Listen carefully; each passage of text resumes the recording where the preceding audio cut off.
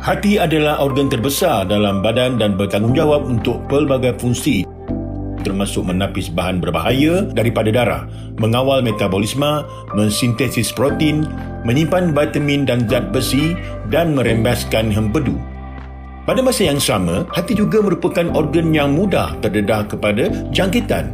Penggunaan ubat jangka panjang, alkohol, jangkitan virus atau emosi tertekan akan menyebabkan kerosakan yang tidak dapat dipulihkan pada hati.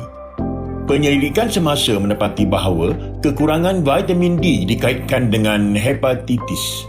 Hepatitis virus boleh menyebabkan hepatitis kronik, cirrhosis dan kanser hati.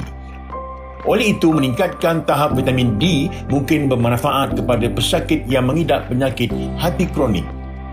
Metadikol boleh mengikat reseptor vitamin D yang boleh mengawal imuniti, anti radang dan mencegah fibrosis hati.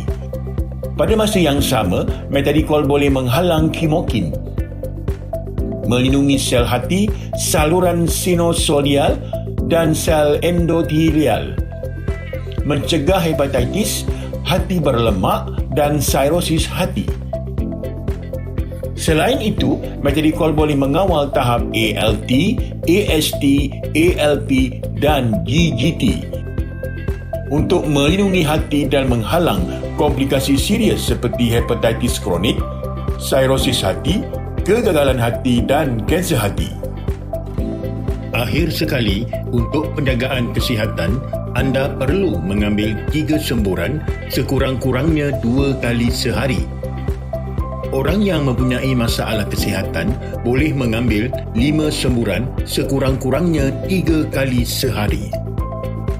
Sekian sahaja, terima kasih.